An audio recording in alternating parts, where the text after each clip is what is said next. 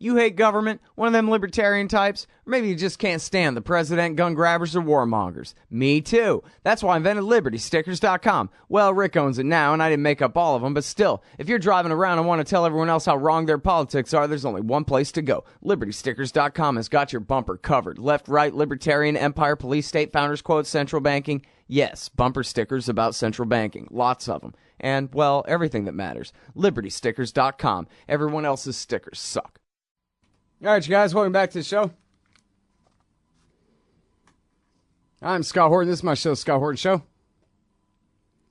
ScottHorton.org for the full interview archive. More than 3,000 of them now, going back to 2003. A lot of whole show archives for you there, too. Follow me on Twitter, at Scott Horton Show. All right, next up is Robert Naiman from Just Foreign Policy. And this piece is at Common Dreams, commondreams.org. If liberal Zionism were dead, what actions would that imply? Well, that's a good question. Welcome back to the show. Robert, how are you doing? Good to be with you. Good. Very happy to have you here. First of all, let me just mention real quick here, because I didn't get a chance to earlier, and I just want people to know this stuff is out there and searchable. There's, I think, drone footage. Seems like remote control airplane footage of Gaza, that if people just look, if you Google aerial view of Gaza destruction, something like that, put that in your search terms, you can find the video. It's posted all over the internet, and it's really something, and just consider what all they claim about, precision laser guided this and that claims, and bending over backwards to protect civilian lives. Apparently they're just carpet bombing the place if you look at the results. And then also there's this footage of IDF soldiers sniping children playing on a rooftop in the Gaza Strip. There's your search terms again, IDF, sniping children, and then laughing and mocking the child that they shoot in the leg, who limps away in terror, of course. Anyway, so, and then I guess this headline can wait till the next segment, because I want to ask you about this too. But first of all, third of all, fourth of all, I want to get back to your article here. You can comment on anything I just said if you want, but otherwise, I would ask you to do like you do in your article, and ask, well, just what is liberal Zionism? What's the crisis, and what difference does it make anyway? Well, what I was driving. So the context was there was a piece in the New York Times that was widely circulated that said, liberal Zionism is dead, meaning the sort of the liberal, pro-Israel ideology that's animated such groups as J Street and Americans for Peace Now, people who refer to themselves as pro-Israel, pro-peace, in support of two-state solution. And in the wake of the Gaza war, many people said, wow, what happened to that ideology? It seems to be dead. And the article, which is, obviously a very important set of questions, but then the article went on to say, well, the two-state solution is dead, and we should push in the direction of a singular binational state between the Jordan River and the Mediterranean that has equal rights for Israeli Jews and Palestinian Arabs. And when I was arguing my piece that, while that might, as an abstraction, be an appealing ideal, it doesn't answer the more fundamental question of how we got to the point that we're at, which is the whole reason that anybody was in favor of the two-state solution in the first place was not that they necessarily thought that this is, the greatest thing that one could possibly imagine from the point of view of justice. It was that it seemed to satisfy kind of minimum criteria for some justice of the Palestinians, saying, okay, well, they can have their own state in the West Bank, Gaza, and East Jerusalem. That's one. But two, it seemed realistic. The idea was that international pressure, international support including U.S. pressure, can compel the Israeli government to accept the two-state solution. And so what I was pointing out in the piece is that the asking, is liberal Zionism dead? And then, well, maybe we should abandon the two-state solution, doesn't answer the question of why did it fail? And what should we therefore do? The fundamental problem, I argue, is not that this is a morally contradictory ideology that couldn't square the circle between the liberal values of equality and the Zionist idea of Jewish dominance in Palestine. The fundamental problem was that people didn't use, liberal Zionists, two-state supporters, whatever you want to call it, didn't use the tools, sufficiently use the tools of political pressure that anybody else would use in any other context to try to bring about a realistic solution. A labor union, a women's group, environmental group would use the nonviolent tools of political pressure to force their demands. And that's what hasn't happened. There has not been a movement that used political pressure to force the Israeli government to change its policies. That's been the key failing. And we saw in the Gaza war that these groups first did nothing, and then, were kind of anemic in their response, and did not, for example, try to lobby members of Congress to say, hey, let's stop this violence with a ceasefire, or let's support a diplomatic solution that ends the blockade of Gaza. Two members of Congress did that, Keith Ellison and Barbara Lee. But if you look at the public discourse around this, hardly anybody is asking the question, gee, how come we only have two members of Congress to say this reasonable thing? Why don't we pressure other members of Congress to say this reasonable thing? It's we collectively is not successfully directing pressure to winnable fights and using political pressure to bring that about, as every other organization or movement engaged in U.S. politics would do. Right. Well, so in other words, it sounds like what you're saying is that M.J. Rosenberg is basically out there as a one-man band. He's a liberal Zionist who's a two-state guy, very against the one state.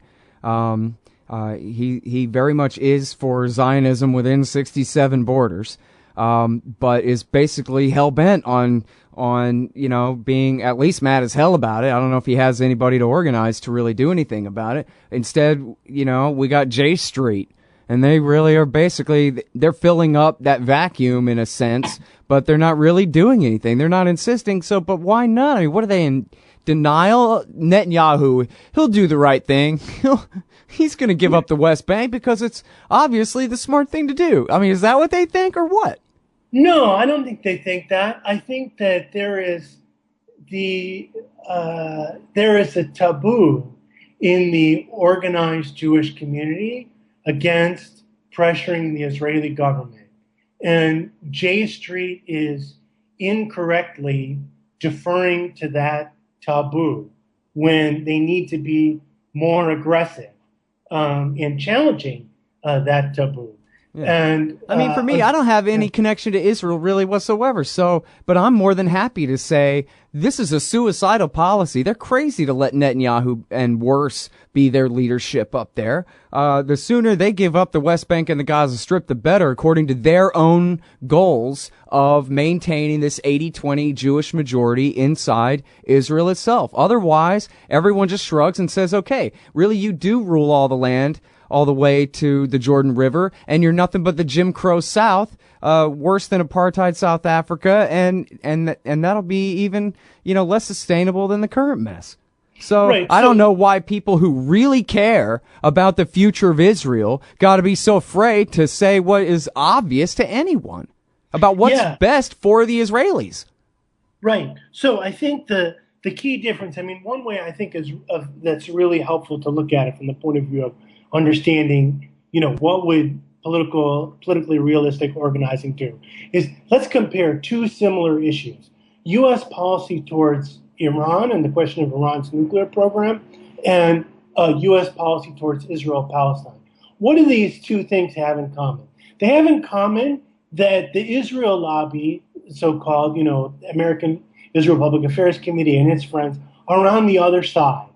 So, yes, this is a huge, 800-pound gorilla that is an obstacle to good policy. You know what? I'm sorry, Robert. We got these hard breaks, and we just got to take them. But we'll come right back and talk again about your analogy there about Israel-Palestine and Iran policy and the politics the liberal politics of opposing these bad policies on the other side of this break with Robert Naiman at commondreams.org and justforeignpolicy.org.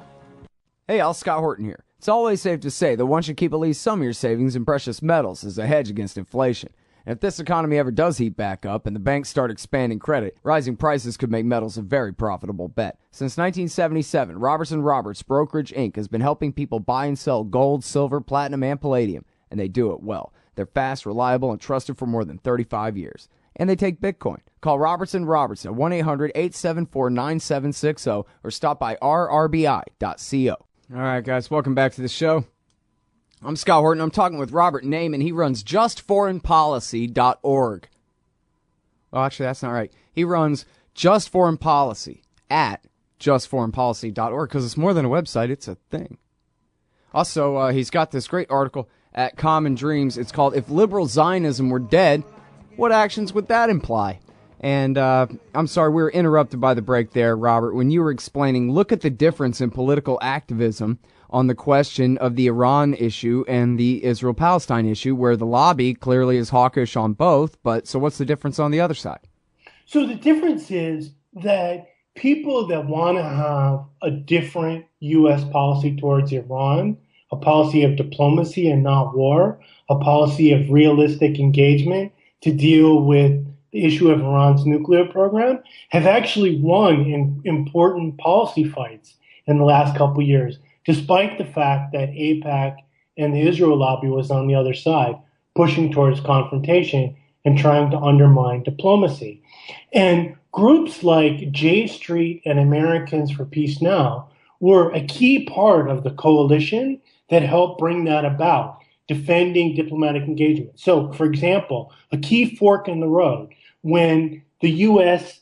Agreed to an interim nuclear deal, the Obama administration agreed to an interim nuclear deal with Iran and was attacked by the right and AIPAC and the Israel lobby, J Street and Americans for Peace Now and other groups dove in with Congress, organized letters, bipartisan letters of Democrats and Republicans saying, no, we should not do more sanctions on Iran now. Let diplomacy work. Let the president's diplomacy work. Don't blow up U.S. diplomacy with Iran. And they won that confrontation, including, bringing Democrats and Republicans along with diplomacy with Iran and against AIPAC. So a key question that we should be asking ourselves, if we could do that with U.S. policy towards Iran, why can't we do that for U.S. policy towards Israel-Palestine? And I think a key answer is that these same groups that have been willing to be more aggressive and assertive in pushing on U.S. policy towards Iran have not been willing to do that with respect to U.S.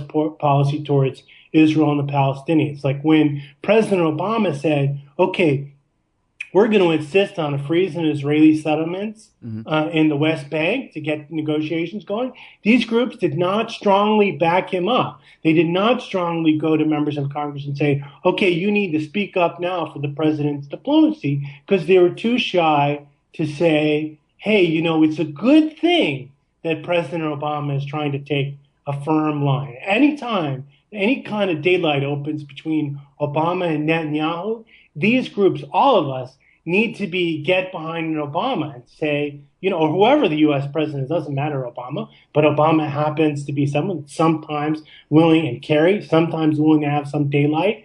We need to get behind that. Happen again with the question of ceasefire and the Israel-Gaza war, with Kerry, coming out and pushing for a ceasefire to end the war and deal with the issue of the blockade in Gaza, which is a key thing that we need to end that war completely and stop violence in the future. These groups did not come out and solidly defend Kerry against the attacks from the Israeli right. I don't understand why not. As we talked about, the giving up of the West Bank and the Gaza Strip is absolutely of dire importance for the future of the Israeli state for the long term. They have to do this. It's life or death. Whereas the Iran nuclear issue is basically just a big red herring excuse to have a Cold War with Iran, as we all know, reading Gareth Porter as we do. And so, that's right.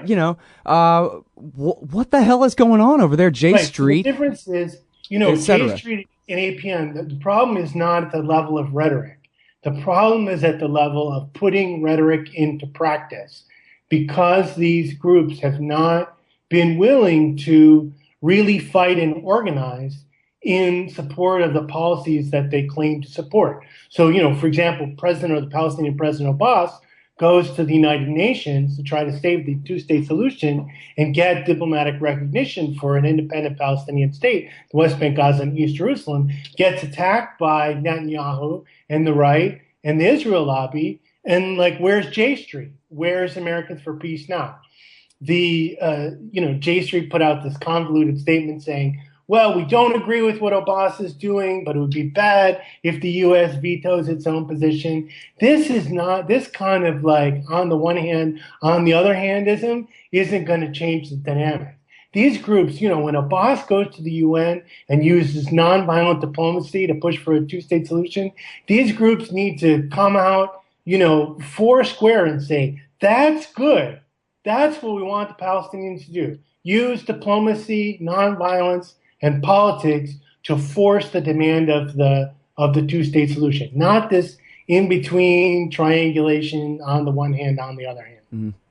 Well, and yeah, I mean, we've really seen, it's been pretty obvious all along, but they kind of explored some of the background in that New Yorker piece of just how willing Netanyahu was to not just fight Obama, but enlist the entire Israel lobby to fight Obama on the settlements, on Iran and everything else, and especially on Iran, where it really came down to, you talked about some of these groups were good and lined up behind Obama on the issue, but it really came down to him saying in the State of the Union address, basically, knock it off. Okay, I will veto this if you do it. I mean it. And they finally went, oh, okay. But it really came to that, and they were acting, basically, the Congress, both houses, both parties, as agents of a foreign power against the President of the United States. Here's the thing, because Scott, that's what Netanyahu wanted. Ha! The guy's got Yahoo right in his name. But here's the thing, Scott. When President Obama did that in the State of the Union, that was the final nail in the coffin. But prior to President Obama doing that in the State of the Union, these groups intervened with members of Congress to defend the administration's position. Right. So when Obama took that stand, he knew he was going to win because right. the groundwork had already been laid. Mm-hmm. So it's these two things together. Yes, Obama has to fight, but he's not the only person that has to fight. The groups have to fight. Public opinion has to fight. So when Obama picks the battle, he wins the battle. And those two things go together. Right. Yeah, speaking of M.J. Rosenberg, he told me on the show, I think he wrote it up in an article, and we talked about it in an interview at one point, about how in 2009, Obama really had Netanyahu on the ropes, and he was really going to give in and freeze the settlements and this and that. And I guess MJ said he had sources in Israel who told him Obama blinked one day early. That basically he had won and then woke up in the morning and snatched defeat from the jaws of victory.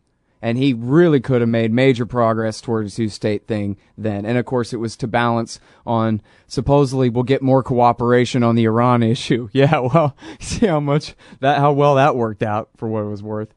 Well, I think the important takeaway is that none of this is done. President Obama still going to be president till 2016. Mm-hmm. Never has to run for election again. And, we're going to have a congressional election, and then that's done. And President Obama, anytime he wants, and anytime the groups and public opinion is ready, can pick a fight with Netanyahu on this and win it. But people have to be ready for the confrontation and ready to win it. So give them good advice about how to organize, how to participate in the groups that are good on this, or to pressure the groups, whatever it is. What do people do to help you out here? Well, so right now there's a fight going on. The Israeli government just announced a big bunch of settlements. I actually have an alert in my email from J Street condemning the announcement and demanding that the U.S. take a harder line. That's exactly what J Street should be doing. But they also need to be pushing members of Congress to say that. Yes, the U.S. should oppose this, and it should really oppose it. Take a hard line in opposing it. Right now, talks are going on between Israel and Hamas in Cairo about the long-term trying to get a long-term ceasefire in Gaza. In order for that to work, there needs to be diplomatic pressure to say, okay, we're going to end this blockade of Gaza once and for all. Groups could be doing that right now, saying, let's end this. Let's end this between Israel and Gaza like we ended it between Israel and Lebanon after 2006. Let's end the violence across the border. Let's end the blockade. That is achievable in the next month if there were serious political pressure to bring it about. Yeah. Well, and, it is kind of a matter of herding cats or something. I don't know how AIPAC does it so well, and the Peace Party always has such difficulty with this. But there are so many, liberals, Jews, and otherwise, who are good on this, who could be such a powerful force. So sure hope we see some progress. Thank you for your efforts, Robert. Good stuff. Good to be with you. All right, that's Robert Naiman, everybody. He's at justforeignpolicy.org, and this one is at commondreams.org. If liberal Zionism were dead, what actions would that imply? And that's the show for today. Thanks very much for listening. Y'all see you tomorrow here on LRN.FM.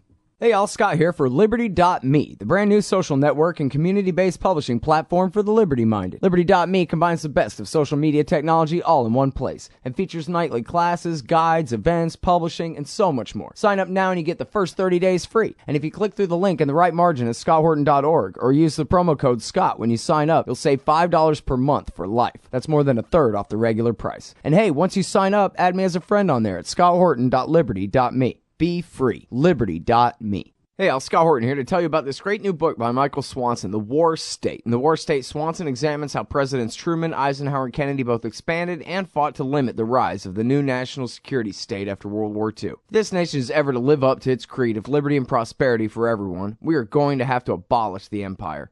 Know your enemy. Get The War State by Michael Swanson. It's available at your local bookstore or at Amazon.com in Kindle or in paperback. Just click the book in the right margin at scotthorton.org or thewarstate.com. Hey, y'all, Scott Horton here for wallstreetwindow.com. Mike Swanson knows his stuff. He made a killing running his own hedge fund and always gets out of the stock market before the government-generated bubbles pop, which is, by the way, what he's doing right now, selling all his stocks and betting on gold and commodities. Sign up at wallstreetwindow.com and get real-time updates from Mike on all his market moves. It's hard to know how to protect your savings and earn a good return in an economy like this. Mike Swanson can help. Follow along on paper and see for yourself. wallstreetwindow.com. Hey, all, Scott here. If you're like me, you need coffee. Lots of it. And you probably prefer it tastes good, too. Well, let me tell you about Darren's Coffee Company at darrenscoffee.com. Darren Marion is a natural entrepreneur who decided to leave his corporate job and strike out on his own, making great coffee. And Darren's Coffee is now delivering right to your door. Darren gets his beans direct from farmers around the world. All specialty, premium grade with no filler. Hey, the man just wants everyone to have a chance to taste this great coffee. Darren's Coffee. Order now at darrenscoffee.com. Use promo code SCOTT and save $2. darrenscoffee.com.